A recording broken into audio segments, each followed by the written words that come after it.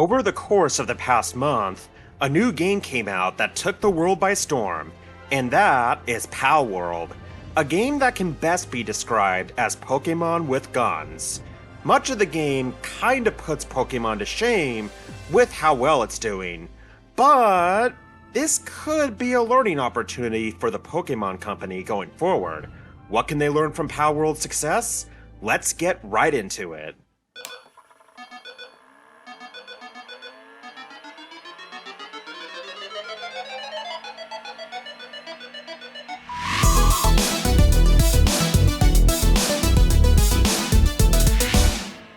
After Pokemon Scarlet and Violet launched in late 2022, there has been a roller coaster ride of bugs and glitches. From wonky game models and textures to less than stellar performance, these issues have led to some truly bizarre moments.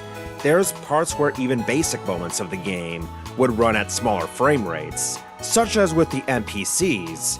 It was clear that the game was not ready for prime time. And the fact that Game Freak rolled out DLC packs in the time that the game was released seems to signal a preference for developing new content over addressing already existing problems. That they seem to care more about releasing DLC than they do actually fixing the damn game. And well, with how much this has become the third highest selling Pokemon game of all time, well, it doesn't exactly incentivize them to fix things with it. I mean, after all, it's not like there's any real competition to Pokemon. Nothing that people would flock over to, right? Well, that is until now. Because just last month, Palworld came out for Steam. The game has the selling point of being like Pokemon, but with guns. Like Pokemon, Palworld also involves catching monsters, or in this case, pals. And similar to Pokeballs, you have the Pal Spheres for catching the pals. And, like with the Pokeballs, the spheres come in different forms. There's the regular Pal Spheres, the Mega Sphere for the higher level pals, and the Giga Sphere for even higher level pals. The game has also stirred up quite a bit of controversy, especially amongst Pokemon enthusiasts. There were accusations of plagiarism that has surfaced, with people claiming that Palworld took pre-existing Pokemon models and modifying it slightly to claim as their own.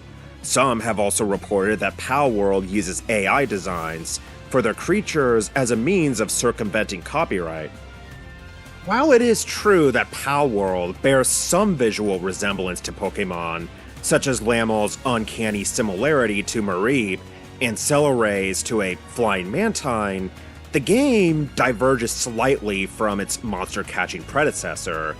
Unlike Pokemon's RPG-centric approach, Palworld ventures into survival game territory. The game draws some inspiration from Breath of the Wild, which offers a more immersive and arguably more realistic experience.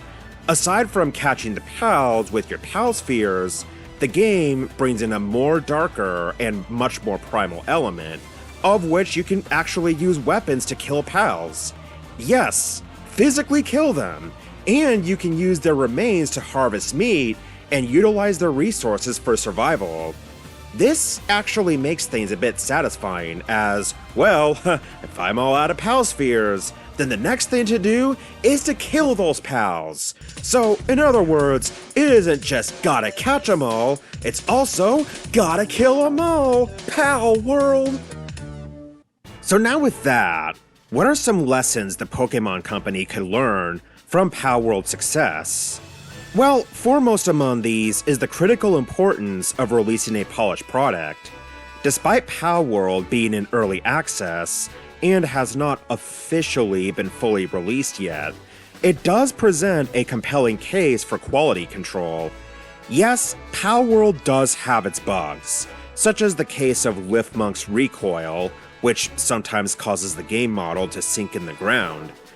But despite all the bugs that needs to be ironed out, it still feels like a more competently made game than Scarlet and Violet is. Remarkably, this level of quality comes from an indie developer, Pocket Pair, which has shown a commendable commitment to addressing feedback and patching bugs promptly. This proactive approach to community engagement and continuous improvement sets an example that is worth noting. Despite Palworld's smaller development team, their ability to release a game that many perceive as more functionally sound than the latest Pokemon titles is a feat that really should not go unnoticed. It underscores the importance of not just listening to the community, to community feedback, but actively working on it, a practice that could very well greatly benefit the Pokemon Company. The contrast in responsiveness and the apparent quality of the end product, despite the scale of resources, highlights an area of opportunity for the Pokemon Company to revisit their approach to game development and community interaction.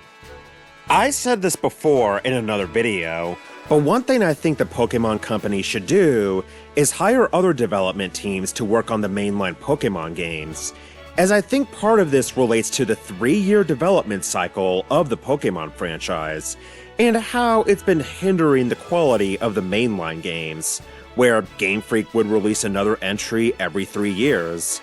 By bringing in other development teams to work on the games, that can really help with the overall quality control of the games, and not just, having everything be on Game Freak.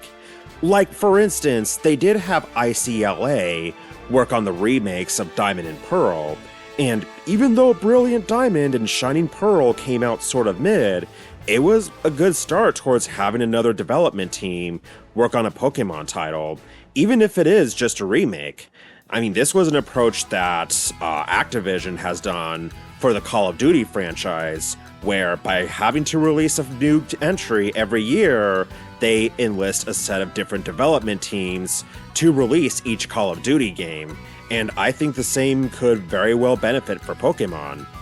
Like, I also think that Bandai Namco would be a good contender, at least in the visuals department, as new Pokemon Snap is a far better looking Pokemon game than any of the mainline titles have been for the past few years.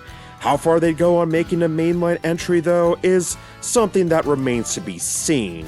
But the point is, I do think that Game Freak and, the Pokemon Company should look towards other development teams to release some new titles and new entries in the mainline series.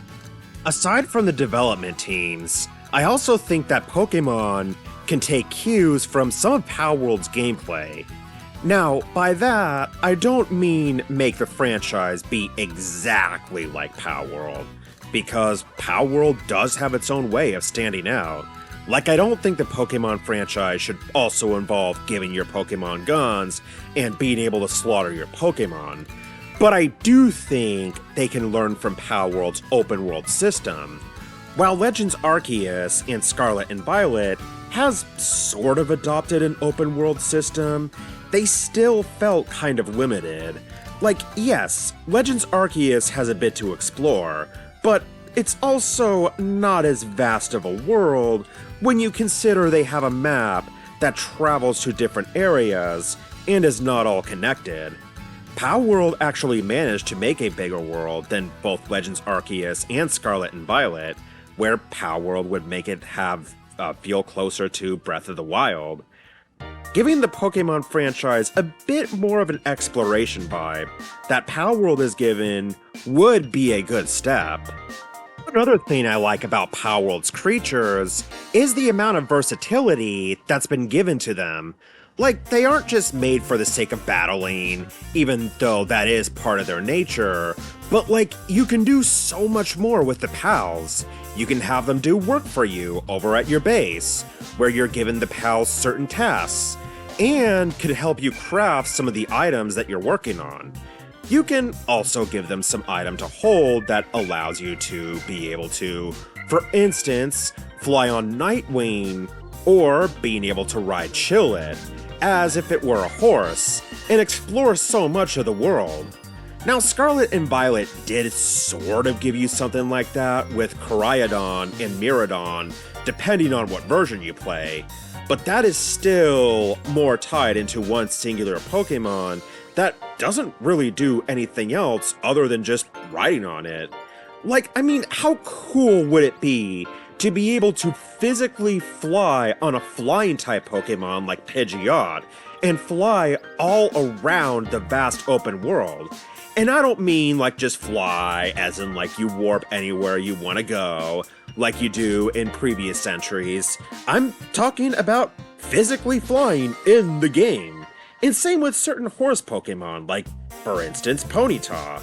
This not only adds more versatility in the game, but it would also allow the Pokemon in the game to actually feel more natural, and to feel that there's actually some life in the creatures that you catch, as opposed to just catching the Pokemon and using them to battle. There's just a lot of untapped potentials in those areas that Palworld just does so well at. Another area in which I think the Pokemon franchise could really improve on is the multiplayer.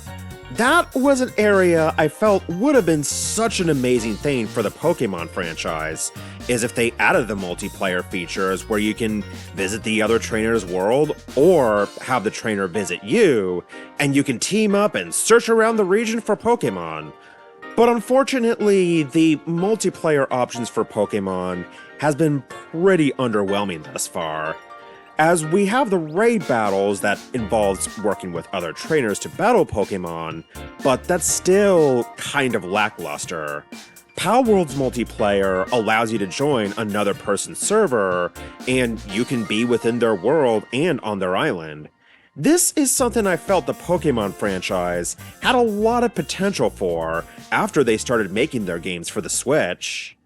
Part of the issue that the Pokemon franchise seems to have is that they're still stuck in that portable gaming bubble when it comes to the mainline titles.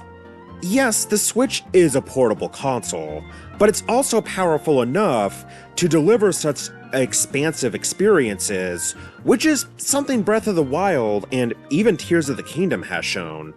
However, the mainline Pokemon games is still tethered to the conventions of portable gaming, from the battle system to the multiplayer. Now, granted, they kinda have sort of made some efforts, like bringing in more of an open world in Scarlet and Violet, but that only barely scratches the surface of what is possible. The Pokemon franchise has such a wealth of untapped potential now that it has been released on a console platform, and much of Palworld shows just what happens when you break through much of those barriers. But either way, it'll be interesting to see if anything comes out from the Pokemon Company about Palworld's success, and if they actually do take lessons from this. The only somewhat good news I have seen out of this is an insider tweet from Andy Robinson, who is a journalist at Video Games Chronicle, in which he states that the Pokemon Company is actually taking the criticism of Scarlet and Violet seriously and is acting on it in future production. Whether this actually ends up being true or not remains to be seen, but, well, I'm gonna transition over to the end card and ask, what do you guys think? Do you think the Pokemon Company will learn from Palworld? And have you been playing Palworld? Let me know in the comments below, and subscribe to DSL Media for more content. Thank you all for watching, and I will see you next time. Have a good one.